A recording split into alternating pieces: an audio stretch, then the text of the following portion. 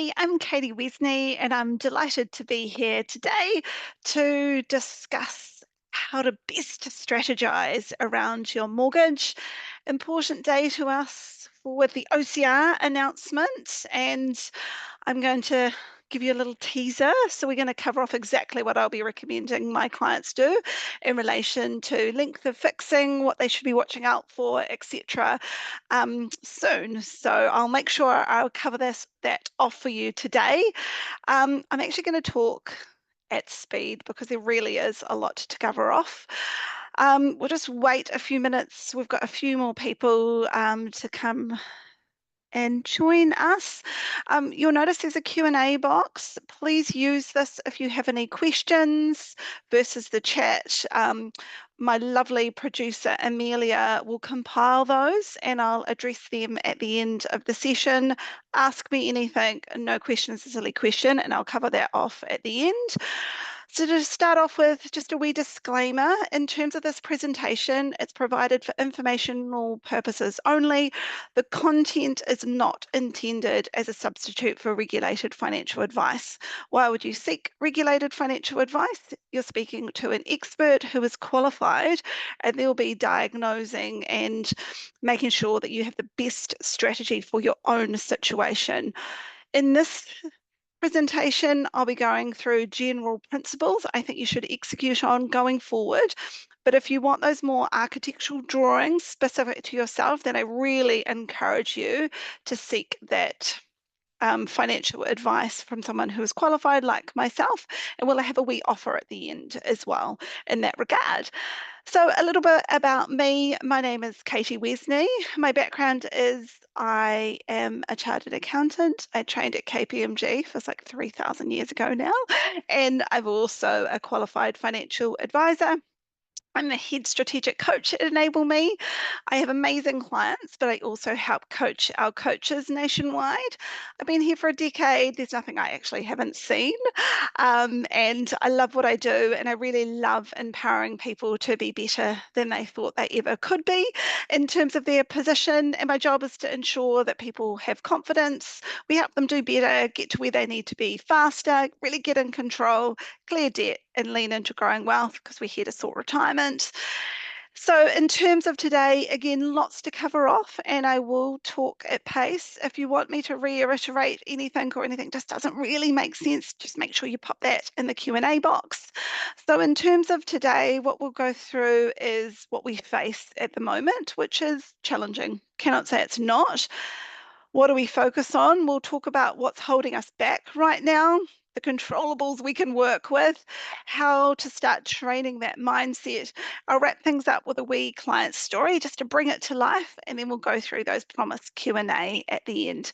So we're going to start off with a wee poll. Are you mortgage free?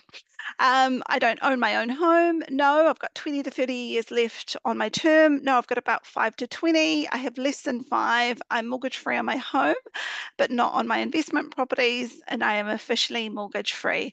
So I'll just take a few moments for you to select the answer that resonates with you, and I'll make sure that we're super targeted tonight in terms of your answers. And if there's a spread, that's okay too.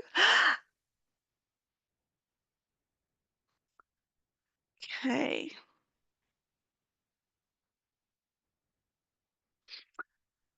So just waiting for that poll result to come through.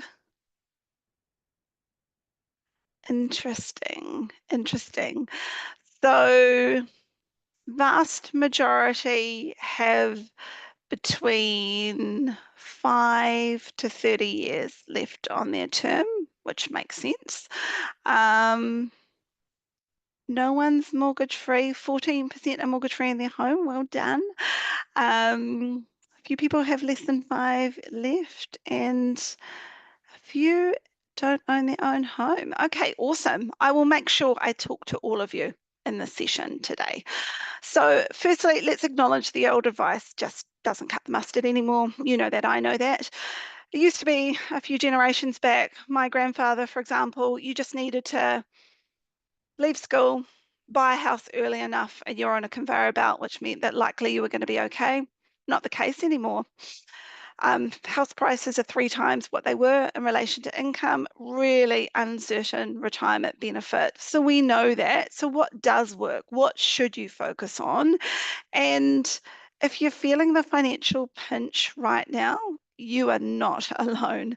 These stats are really sobering. I hate them. I don't accept them. It's part of why I love doing what we do for our clients. But listen to this, 49% of New Zealanders' income is going towards their mortgage. That is a huge cash flow suck, lots of pressure. 56% of us live payday to payday. We work incredibly hard. We just do not make the financial progress we deserve as a nation.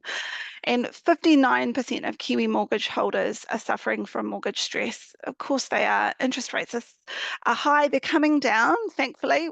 OCR announcement today, thank goodness.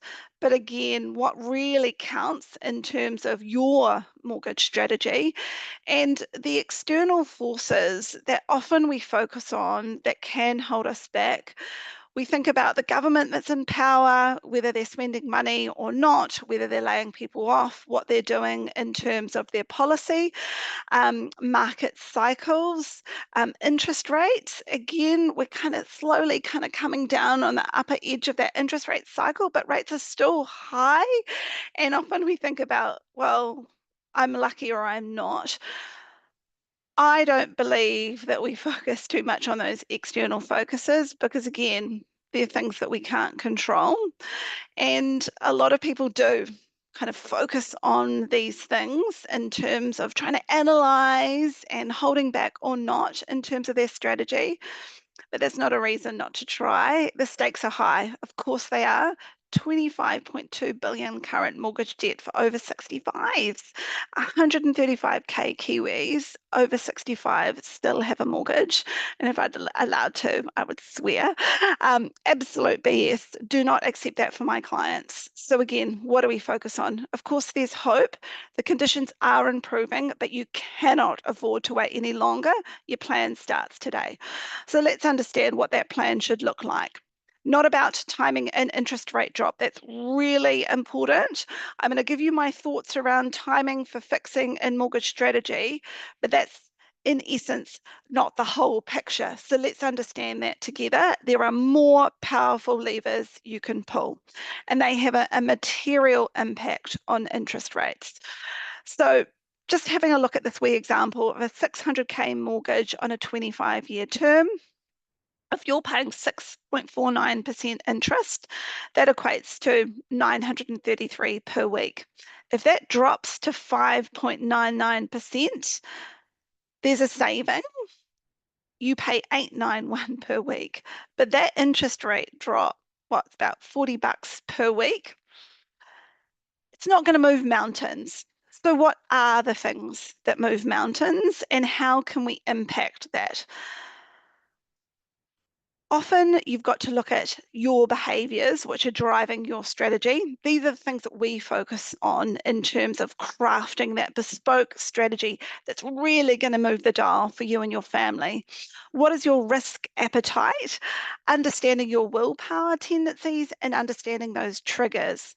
Really important in terms of understanding what makes you tick and how do we lean into that, circumnavigate the challenging things about you to make sure you do what needs to be done every day. And your plan starts, honestly, by really understanding your starting point. So where are you at now? How do you do that? Print out your bank statements for the last 3 months, cash in, cash out, what's left over. If there's not enough, well, we course correct. If you think you can do better, we course correct. If you're going backwards, we draw a line in the sand. What are the levers we pull? So we really understand that starting point. And often, if I'm honest with you, you need a third eye on that. You can't see what you don't know. You really need to understand what is your end game. Where do you need to land? Are you the audience who want to get themselves into a house? What does that look like? What are your time frames? Are you trying to retire? Are you trying to retire, help the children? You got to understand that because that affects the strategy we execute on. How long you have often dictates the types of strategies that you have available to you. When you're getting closer to retirement, there's generally less options. So again, the sooner you start, the more options you have. really on got to understand your tendencies around money. And obviously, we're all dealt different hands. Of course, we are. But again, how we play those hands should be anchored to really solid principles. And if I'm honest with you, there are rules around all of this. You understand them, you execute on them, and again, you do better. Your family does better. Really important to me. And for most of us, it comes down to just three things. Again, I often think people overcomplicate it and then they get overwhelmed and end up doing nothing. Unacceptable. For us, it's about three things. Firstly, maximize that surplus or those savings, the cash flow that's left over, crush your mortgage. I accept nothing less from my clients. And along that journey, you're creating leveraging, leverage to build wealth. Long day, long day. We eagerly awaited the OCR, obviously. So, what does a good plan have? What are the fundamentals you should be executing around? Firstly, we've already talked about this. You understand the problem to be solved. Do you have a retirement gap? What is that number? Let's unpack the options around that. Are you trying to get on the property ladder? How far away? What are the levers we pull? Understanding your tendencies and how you operate around money is really important. All my clients are different. We lean into different strategies in accordance to your own tendencies or personality. You got to remove inefficiencies. You just have to, non-negotiable, and you create better systems. I love that saying. And again, I'm going to give you some really tangible examples soon. You never rise to the level of your goals, you fall to the level of your systems. And for me and my clients, it's about creating better systems within your finances so the default position is success, not failure, i.e., don't use credit card. We know that people spend about 15% more than they would otherwise by using credit cards. Don't use them, you do better. And develop that wealth mindset. Often people come to me initially, and again, I have such a broad range of clients. Youngest client is 24, they're kicking butt. Oldest client is 84, they're amazing, and everyone in between. But for some people, they come into me, and again, I think it's really brave to step on those financial scales. And there, for some people, and some people are doing well. I just need them to fly higher. But for some people, they come in and they're like, "This ain't my bag." And I ask them what they want, and they're like, "Well, I just don't want to be poor." And I understand that drive. I'd rather switch that mindset in terms of let's focus on what you want, not what you don't want. Much more likely to achieve when we're focusing on what we're driving towards, not what we're running from. Really important. And we focus on execution. I love that you're here. I love that you've taken the time out of your evening to watch this. I'm going to be as punchy as I can and cut to the chase.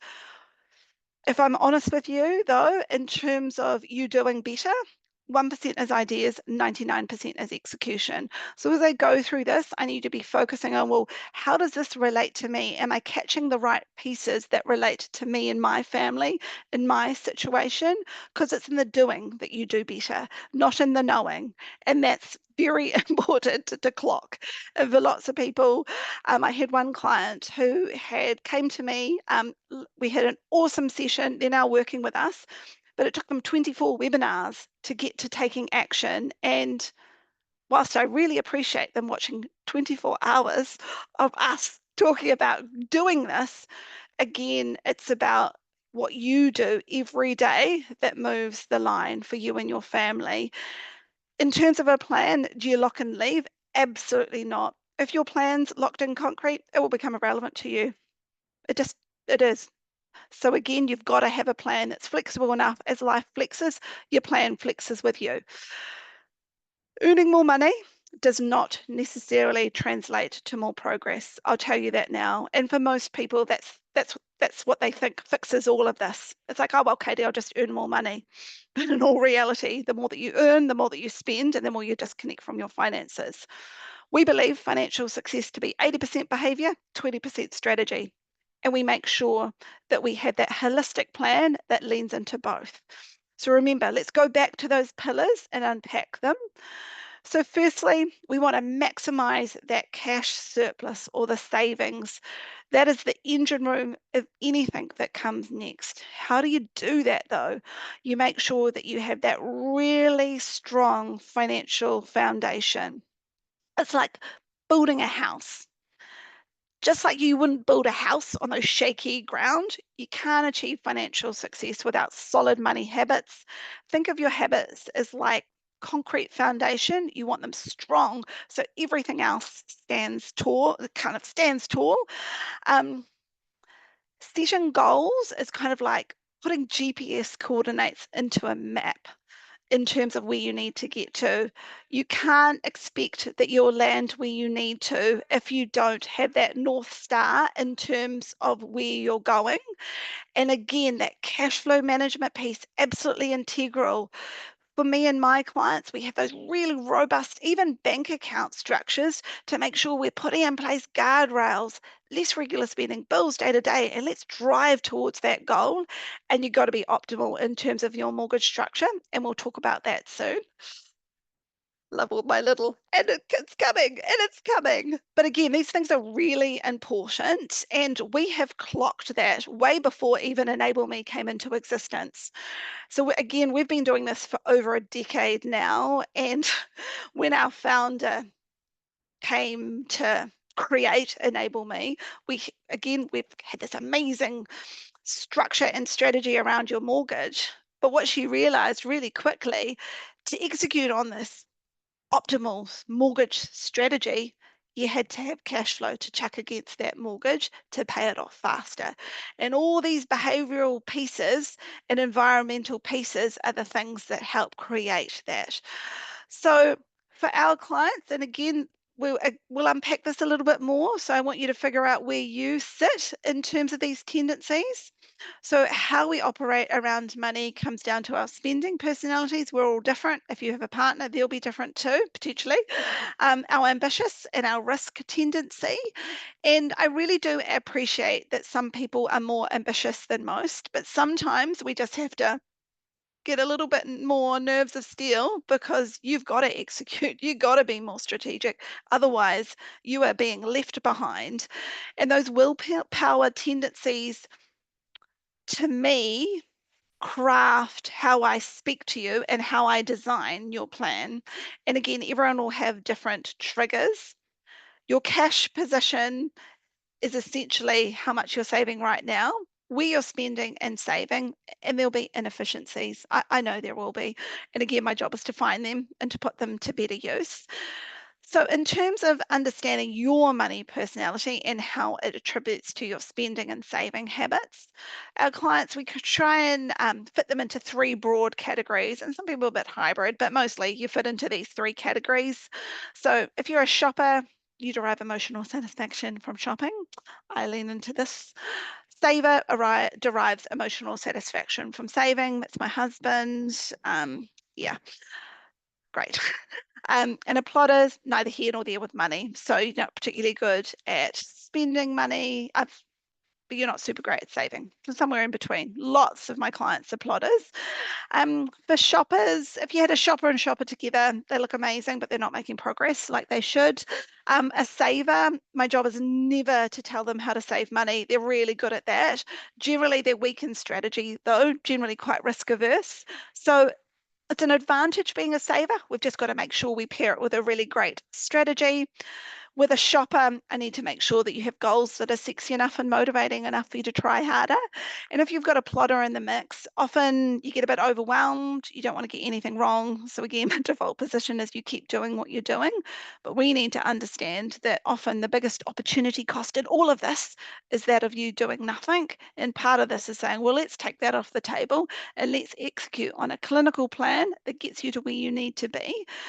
And a shopper and a saver together, generally there's a little niggle, kind of cute at the beginning, less so as the relationship progresses. So again, got to have that really great strategy that speaks to both of your personalities so we can lean into the challenging and the great things and make sure, again, you make the financial progress that you deserve. and everyone will have a different approach to risk. I know everyone on the call tonight are not dreamers. I work with every single one of these types of people. Dreamers think the universe will provide. You're here, so I know that you and I both know that is not true. Safety warden, quite risk averse, kind of money under the mattress. Some of my guys are super adventurous. They're investing in crypto. They're trying to share pick. Again, we're not here to take risk for risk's sake, but we acknowledge that we have to take some risk. So actually, what do we want to achieve? Come back to our goal, the length of time that we have, what are options available to you, and we execute. And you'll all also have different willpowers and motivation to act. Your approach to expectations, both from yourself and others, shapes how you achieve your financial goals. So I'll just go through them really quickly. So I'm an upholder. I meet both internal and external expectations. My example here is like a disciplined athlete. I'm not a disciplined athlete, I'll tell you that now for free. They stick to the plan and they deliver results. Essentially, a questioner, my husband's a questioner, needs a good reason before committing to a goal. Think of them as the strategists. They analyze before they act. Important thing is they don't overanalyze though, because otherwise they spin their wheels and they do nothing. I told my husband about all of these different, you know, willpower tendencies, and he's like, "Why, Katie? Why?" And I'm like, "I rest my case." An obliger, that's actually the most common personality type in this regard.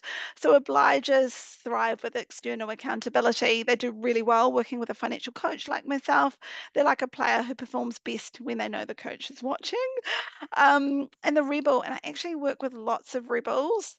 They don't really like expectations, but they deeply want to do the right thing. So with my rebels, I give them lots of options. We understand the consequences of those options. They steer the ship, but again, in good conscience in terms of what happens next. So, again, understanding your willpower and what motivates you is really important in terms of how we craft your plan to make sure that you do what you need to when it's tough and it's hard.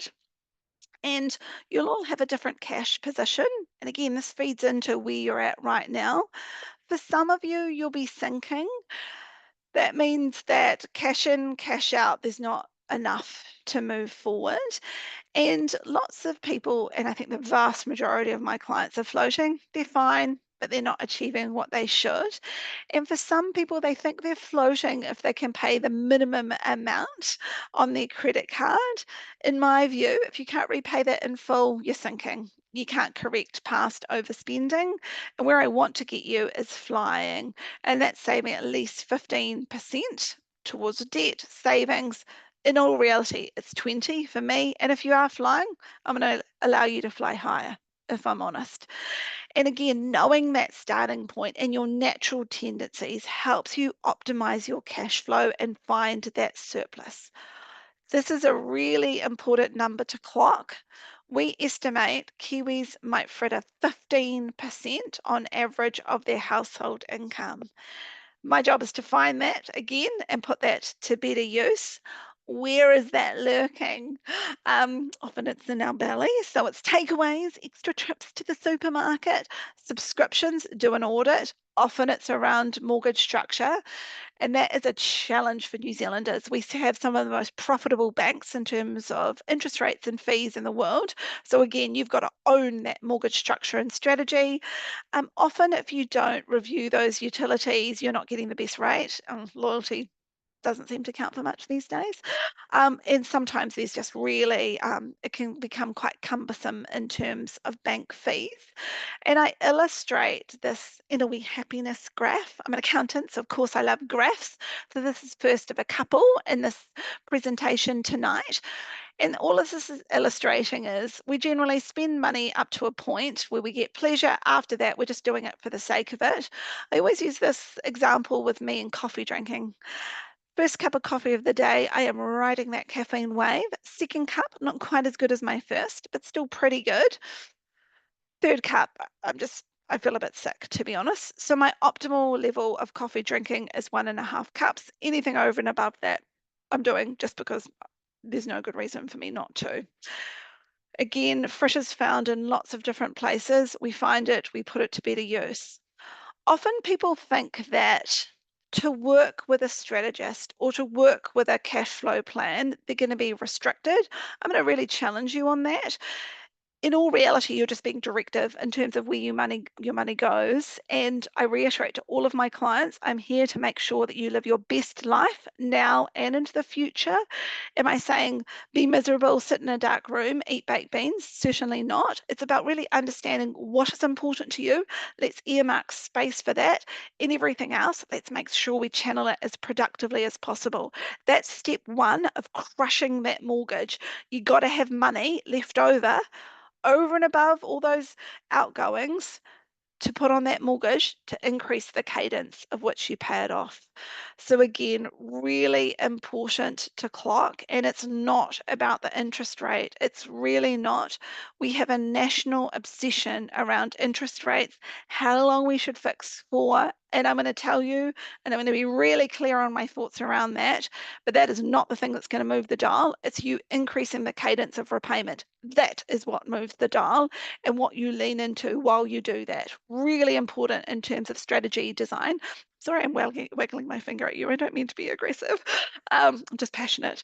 And again, when it comes to understanding that pace, we figure out what is your debt to income ratio. Again, I do not accept the default position of New Zealanders. I don't. I just don't.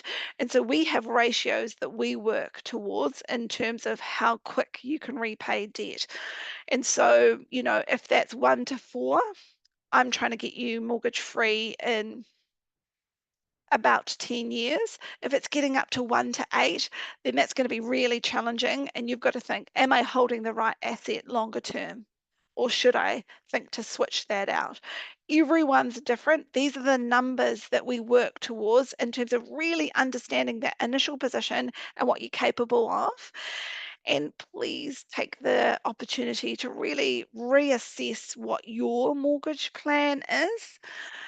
And I think often when you've got big chunks of your mortgage or the vast majority of your mortgage coming off its fixed term, you really have to assess, should I be refinancing to another bank? Again, lots of people ask me initially, what's the best bank I should be with, Katie? In all reality, I'm absolutely indifferent to what bank you're with. What's important to us is that mortgage structure and strategy. But often that opportunity to refinance can give you a wee buffer or help mitigate those higher interest rates because you will get a cash back likely from that next bank. And it's a chance to clean slate that mortgage structure. So it's really meaningful for you going forward. Should I fix or float? So, right, I'm going to get to the crux. Nice. So, in terms of fixing and floating, if I'm honest with you, for most of my clients, we do a mix of both. The OCR dropped today from 4.75% to 4.25%. That's a 0.5% fall. That is great. For most of my clients, and remember, I'm disclaiming this is not individualized financial advice. When I say most clients, this is not all clients. This is in the context of your overall plan. Most of my clients are fixing for a year, but if they're floating right now, likely we'll be recommending they hold off for another week or so banks can become a little bit more competitive. At the moment, you can fix for about 5.75 for a year. We would love it to sit below 5.5 in a couple of weeks. And again, I don't have a crystal ball. These are just the metrics that we're seeing in the market right now. Again, if we expect it to be below 5.5% in a couple of weeks, likely for many people, in terms of my clients with a really good structure and a plan, likely they'll be fixing a component for a year. The next OCRs are not till February. RBNZ have forecast smaller decreases going forward. And again, everyone's different, but it's really hard to see the benefit of waiting those 3 months for maybe, I don't know, a quarter of a percent fall. And often certainty is really important to my clients. And again, these are the things that you need to be thinking about in terms of crafting that mortgage strategy. And in a year, hopefully, rates will be lower. But again, we don't have a crystal ball, and that length of fixing is not the definitive thing that means you make progress or not. It's paying it off faster. So, how do my clients do that? So, again, one of the tools that we do have for our clients is we have a mortgage optimization calculation. It's like 8 pages of calculus. Most people's eyes glaze over at this point, but essentially what it does is it cuts that mortgage into savings or debt reduction goals. So every year you've got a piece you can attack over and above what the bank wants you to on your terms, not their terms. For the vast majority of my clients, preferences a revolving credit mechanism to help facilitate that. And again, how fast could I be repaying my mortgage is driven by how much excess cash flow you have left over on a month by month annual basis and how directive you are around that.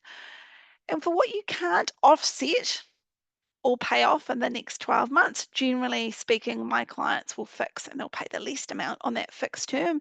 And then we focus on paying it off faster within that revolving credit mechanism. And again, not specific individual advice. Everyone is different. So what I will be recommending for the clients I see tomorrow in the morning and the afternoon will be different because everyone's financial goals and structure and strategy is different. These are just general principles. And of course, I don't have a crystal ball. My job would be a lot easier if I did. Again, we work to solid principles. How fast could I be repaying my mortgage? Again, reiterating that comes down to cash surplus.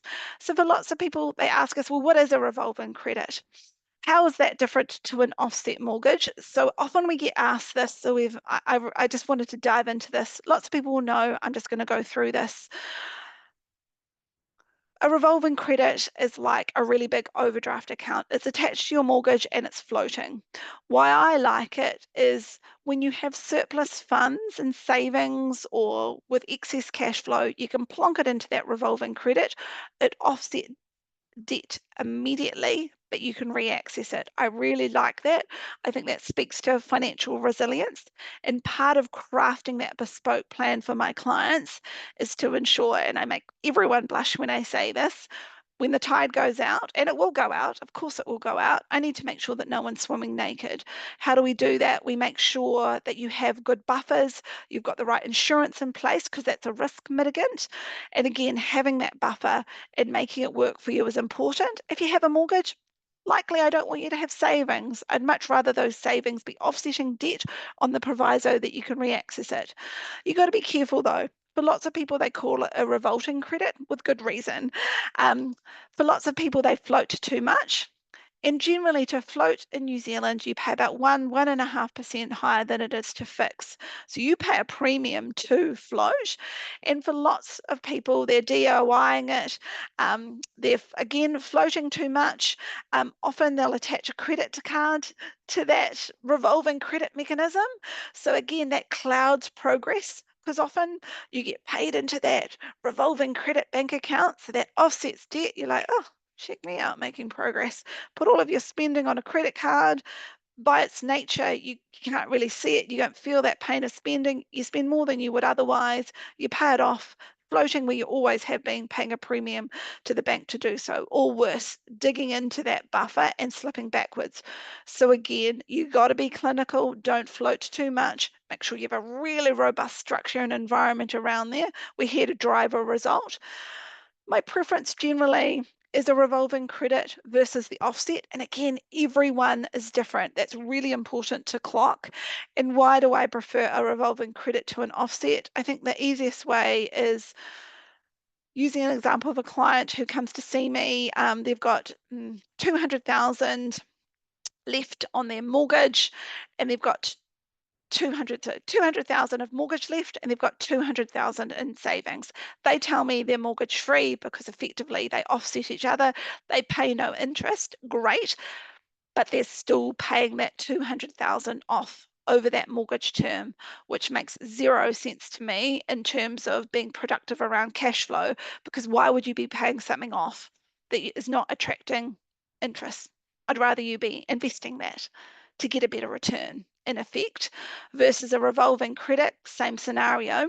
200,000 sat in a revolving credit that you owe, you have 200,000 in savings, you plonk that into the revolving credit, balance goes down to zero, you pay no interest, but you can re-access that if you need it, but there's no cash flow implication. You're investing in being more productive off to the side. That is why I prefer the revolving credit for most of my clients. Really important to clock as well that financial progress is really linear. So again, you've got to make sure that your flexibility and that planning piece is really crucial. And for most people, they're looking at, should I refix in terms of length of time? Do I refinance? Do I restructure? And for likely for all of my clients, we cover off all of these things in terms of that optimal mortgage structure and strategy. But remember, base principle, I need you to be repaying it faster than the bank generally wants in terms of that set term, but I need you to be steering the ship versus the bank. How do we do that? We cut it into goals and then we fix the rest. For lots of people at this point in time, again, waiting for a couple of weeks for those banks to be a little bit more competitive. Interest rate to drop to 5.5%, fix for a year, and then make progress, pay it down faster, and then we see what we can do going forward. So let's round this out with a wee example. Let's bring it to life. So these are awesome clients we've been working with since 2017. Mid-30s, mortgage of 700K, standard term, 30 years. We said to them, okay, we think that we can get you mortgage free in 12 years. Great. They actually paid off their mortgage in 4 years. How did they do that? Again, that's finding that money that's going walkabout that 15% and channeling it really directly in terms of getting you mortgage free as fast as possible. Along that journey, again, illustrating life is never linear. They bought a car, they got married, they renovated the house, houses and money pits, they traveled overseas, and they purchased two investment properties. Because if you are going to invest time and effort into your financial plan and execution, you got to have payback. Otherwise, what's the point in any of this? And step three is really important to clock. For lots of people, they're like, do you know what? I'm going to work on that cash flow piece. I'm going to pay off debt. Again, I love that. You walk before you run, but we've got to be thinking concurrently around that step three, which is around creating leverage and building wealth. If you don't do that, that is often the greatest cost to your financial position and outcomes. And plot twist, of course, we get our clients mortgage free every day. Of course you do. Of course we do. But that is not our end game. Again, we're focusing on getting you mortgage free as fast as possible. But along that journey, that unlocks other opportunities because you're creating equity to do something else. For lots of people, and again, we're agnostic to what our clients do, but for people who really want to lean into growing wealth, that leverage piece is super important to clock. Because remember, there's two wonders of personal finance. We've been focusing up to this point in this presentation on the first wonder, which is compounding interest. So, you know, when you have savings, you earn interest on interest. When you have debt, you are paying interest on interest. 500K of lending paid off over 30 years, you repay three times what you borrowed. You're not doing that if you have a good structure and a strategy and you're paying it off faster. So that's important, but you've got to clock that second wonder of personal finance, which is leverage. You leverage two ways. You'd leverage through a business, your effort plus any employee's effort gives you a greater gain, or you leverage through property. And that's actually the thing that makes property attractive. It's not that property gives you amazing gains. It doesn't. The beauty around property is you put in your money, the bank puts in their money, and you keep 100% of that gain. Mathematically, that outperforms other asset classes by 250%. Not because it's amazing, it's because of leverage. And property is seen as the least volatile of all assets. And in all reality, for most of my clients, They do a little bit of both, but it's what do you lean into at what time? And if you are here to solve a problem, if you have a retirement gap and you have the ability to do so, you lean into property. Again, KiwiSaver's bubbling away. Make sure that's serving you for most people, particularly if you've got a PAYE job and your employer will contribute. Match that. Of course you should. Make sure you're getting the returns, but you've got to think about what other levers I should be pulling to make sure I land where I need to in terms of end goal. So again, another graph because I'm an accountant. The busy graph. Well, let me talk you through it. So vast majority of people are that dotted line. They're on track to be mortgage free by 65. Great, amazing. Reality strikes. However, in terms of KiwiSaver, generally speaking, if you're mortgage free at 65, you haven't had time to save elsewhere or grow wealth. Generally speaking, for most people, you burn through that by 69. Quite a big gap in terms of living a happy life. If we can get you mortgage free faster in terms of an optimal structure and a strategy, we get you mortgage free at 55 versus 65. That's that green line. Then you've got more ability to save, grow wealth, etc. So again, that's of course going to improve your baseline. Eating into that, living that good best life in retirement will mean that you go from 69 to 80, living your best life. In all reality, for my clients, I try and get you to at least 90, living that best life. And that best life is important to clock in terms of number. That's our North Star, and everyone is different. But repaying your mortgage early incrementally increases your time frame to build wealth for retirement. And again, that gap to get you to 90, again, here, 500,000 seems like a lot, but the earlier we start, easier it is to make those gains. And for most people, that gain is through property. And that is the problem we're solving for along the journey. Really important to clock because, again, it's all about choice.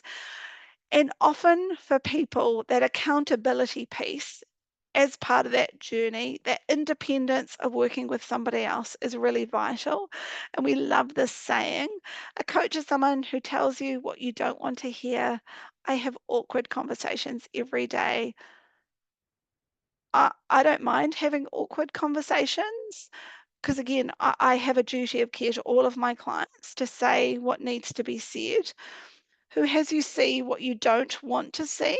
There's no holes here. We're not sticking our head in any sand so you can be who you've always known you could be. And again, time to pause and reflect in terms of who you want to be. And again, there are so many levers that you can be pulling outside that tough economic climate that we're operating in with high prices, a tough job market, interest rates that are still high. Of course they are. But what we're trying to focus on is what you have in your control. And again, love the saying, the ability to do what you want when you want for as long as you want has an infinite ROI.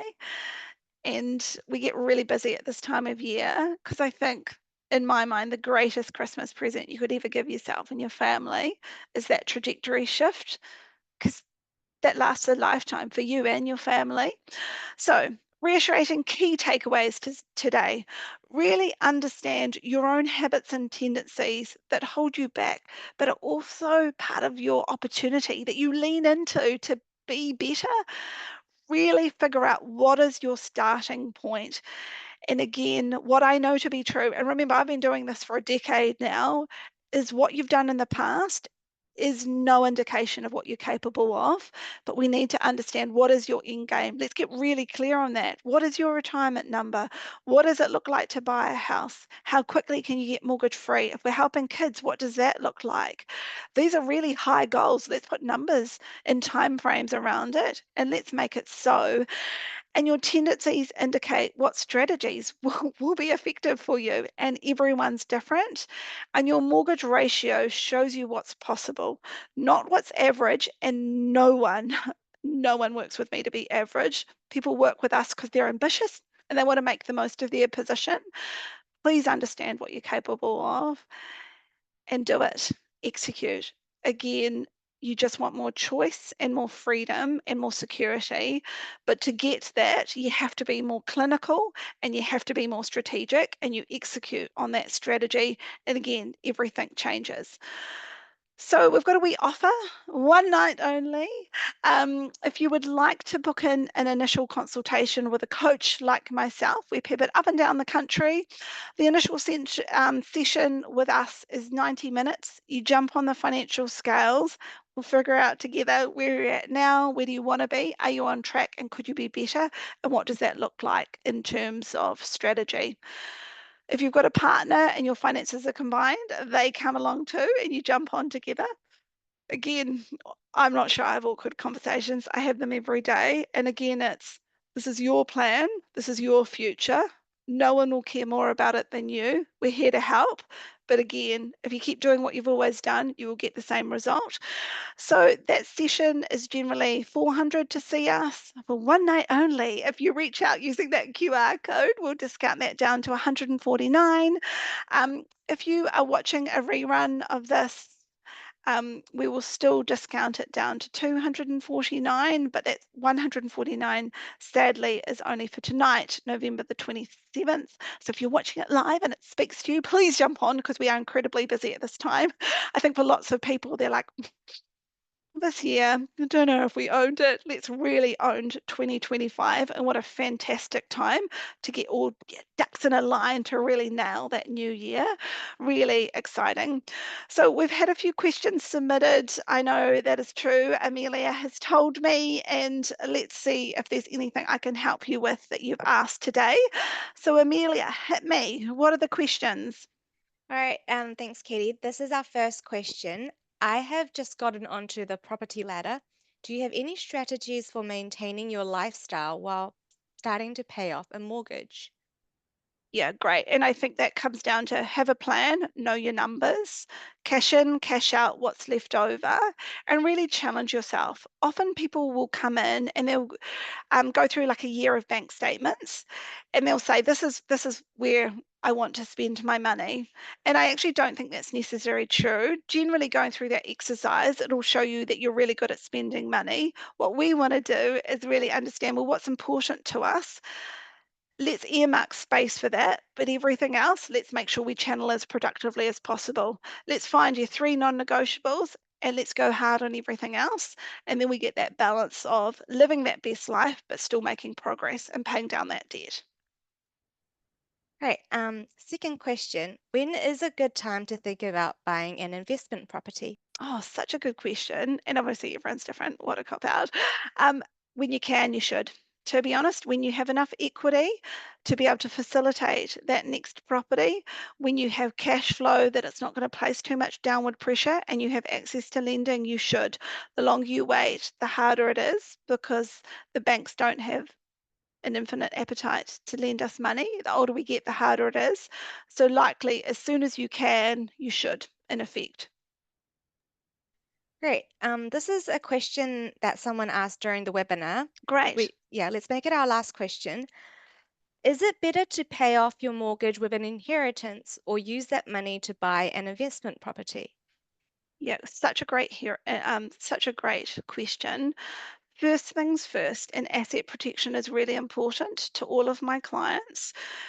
Important to note, inheritance isn't relationship property. So if you have a home that you own with your partner and you choose to use that inheritance to pay off that mortgage, my advice for my clients is always to go to a lawyer to draft up a deed of acknowledgement of debt, repayable on demand, 0% interest. It just means if the relationship breaks up down the track, that inheritance for you is carved out of that relationship property.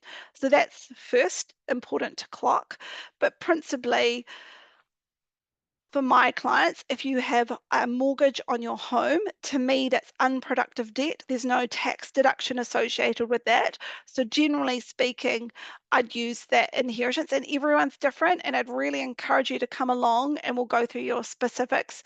But for most people, it makes sense to pay off unproductive debt, which is that family home, and then use that equity to buy another property, because again, you want that debt to sit where it should, to make sure that you have that maximum tax deductibility and you're still driving to get yourself mortgage free as fast as possible, because that's a risk mitigant to your position going forward. So that would be my advice, but make sure that we embed that asset protection. Really important for my clients.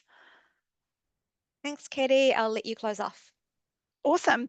Okay, so I really hope you enjoyed tonight. Big day for New Zealand in terms of OCR, but well and truly, it's not the interest rate that you pay, it's actually your mortgage strategy and your overall wealth strategy that gets you to where you should need to be. That's a one percenter. We want to make sure that we focus on all of the drivers that get you to where you need to be.